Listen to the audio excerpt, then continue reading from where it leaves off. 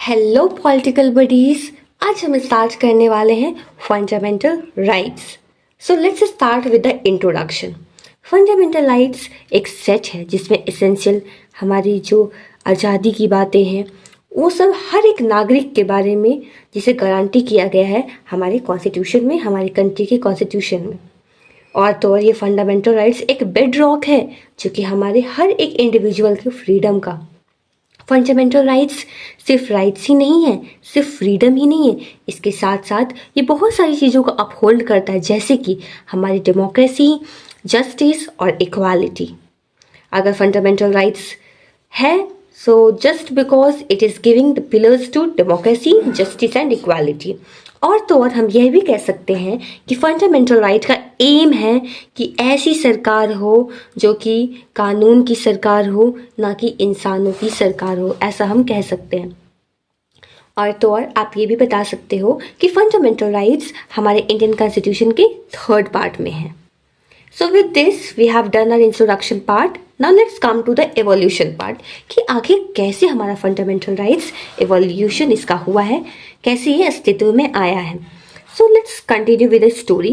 Like England में क्या हुआ था कि वहाँ के किंग थे जिनका नाम था किंग जॉन। उन्होंने एक एग्रीमेंट किया था जिसमें कि उन्होंने सर्टेन राइट्स के बारे में लोगों को बताया था, और उसे ही वो 1215 में हुआ था जिसे हम लोग कहते हैं मैग्ना कार्टा। देन आफ्टर इस चीज़ को थोड़ा मॉडिफाई करके अमेरिकन कॉन्स्टिट्यूशन में 1789 में अडॉप्ट किया गया।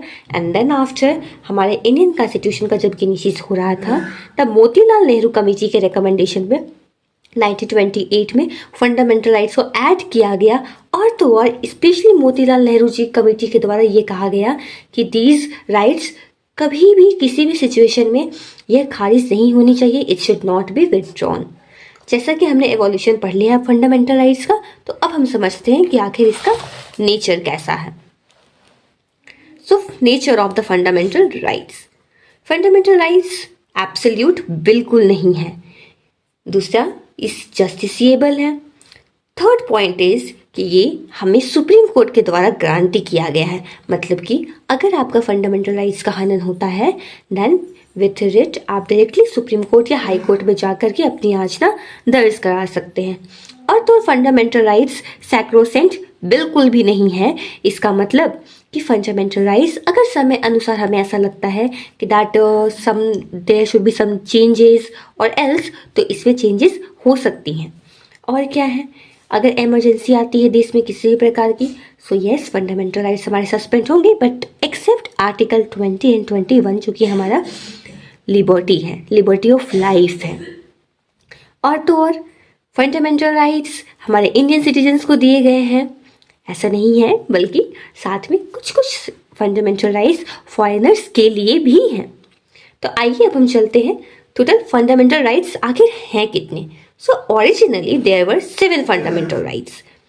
क्या क्या थे वो, let's see this. Right to equality, right to freedom, right against exploitation, right to freedom of religion, cultural and educational rights, right to property and right to constitutional remedies.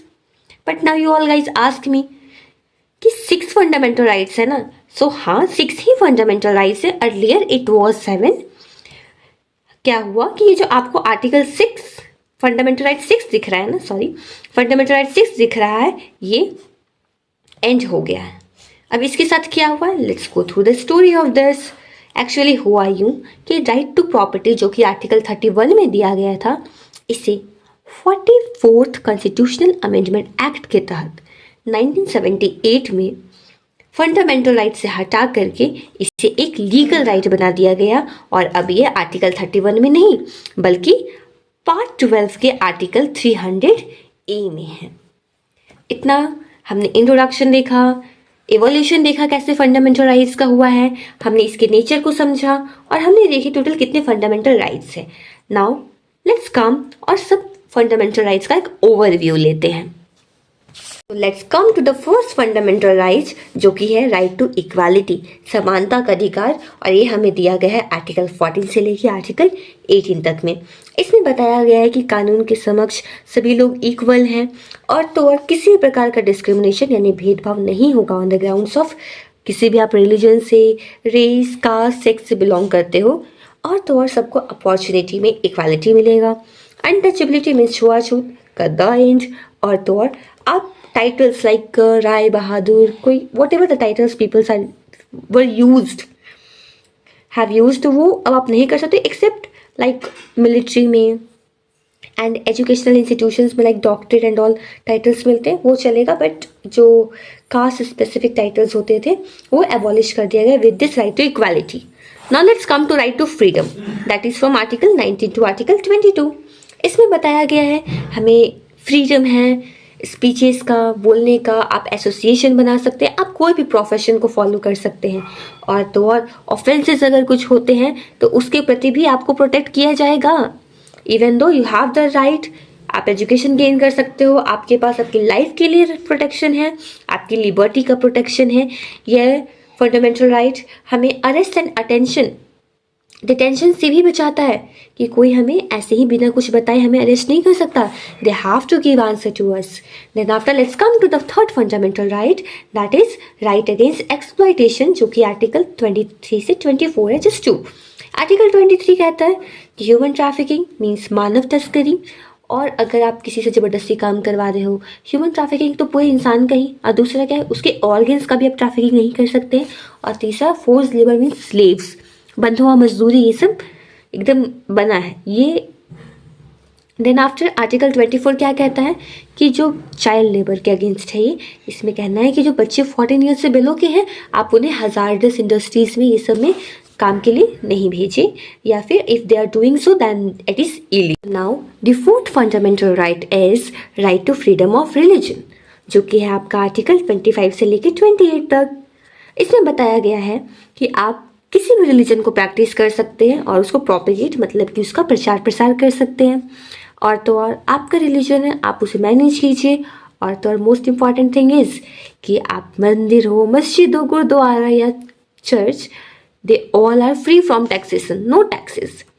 And the last one under this fundamental right is कि कोई भी educational institution में आप अपने religion को encourage कर सकते हैं, even you can show your god and worship them also.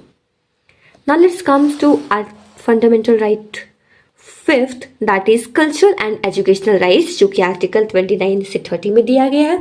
29 में बताया गया माइनॉरिटीज़ के बारे में, जो अल्पसंख्यक है, कैसे अल्पसंख्यक अपने खुद के स्कूल्स भी खोल सकते हैं, और दे वेयर वहाँ पे वो लोग अपने जो माइनॉरिटीज़ हैं अपने अल्पसंख्यक वो अपने को प्रोपिगेट कर सकते हैं, अपना प्रचार प्रसार कर सकते हैं, खुद के नंबर को इंक्रीज करने के लिए they have given this fundamental rights.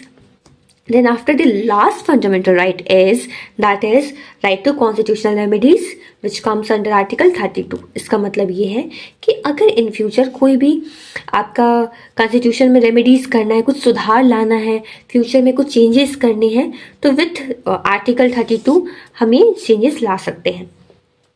Now हमने इसका इंट्रोडक्शन देख लिया है, हमने नेचर देख लिया, हमने एवोल्यूशन देख लिया, हमने टोटल सब फंडामेंटल राइट्स के बारे में बातें भी कर ली। अब थोड़ी सी बुराइयां करते हैं, let's do the criticism.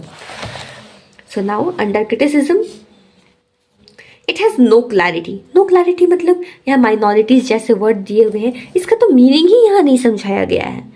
Excessive limitation, बहुत बुराइयां हैं इसमें। नो कंसिस्टेंट फिलॉसफी, यहाँ पे कभी कुछ बातें की जाती है, कभी कहा जाता है कि आपको डिस्क्रिमिनेशन ये सब चीज़ों पे नहीं किया जाएगा, तो वहीं कुछ कुछ मैटर्स में किए जाते हैं, लाइक टाइटल्स आपको नहीं लगाना है but somewhere they have allowed. So no consistent philosophy. यहाँ पे क्या है, सस्पेंशन ड्यूरिंग इमरजेंसी, ये क्या हुआ, फंडामेंटल राइट्स है तो it should reside with us, but यहाँ पे क्या है कि अगर इमरजेंसी आ गई तो ये हट जाएगा। परमानेंसी नहीं है। आपने शुरुआत हुई थी, मोतीलाल नेहरू कमेटी ने कहा था कि फंडामेंटल राइट्स को किसी भी हाल में किसी भी सिचुएशन में विड्रॉ नहीं करना है, but it has no permanence. और तो और हमने बात किया six fundamental right, that is right to constitutional remedies. ठीक है, रेमेडीज कर सकते हैं, but my dear friends it is very much expensive. Like parliament जाओ, एग्जीक्यूटिव, ये सब इंक्रोचमेंट करना, it is so much expensive. So these are all criticism of the fundamental rights. And so now let's conclude this with the saying that yes fundamental rights में कुछ problems हैं but more than that इसमें बहुत सारे benefits हैं. इसने हर एक person को टू एवरी सिटीजन्स और तो और फॉरेनर्स तक को सर्टेन राइट्स दिए हैं to have a good life, to enjoy their natural rights. ये सब जो अधिकार है ये सिर्फ अधिकार नहीं है, ये हमारे डेमोक्रेसी का एक बैकबोन है. So that's all for today. Let's meet in the next video where we will be talking about the fundamental duties. Thank you.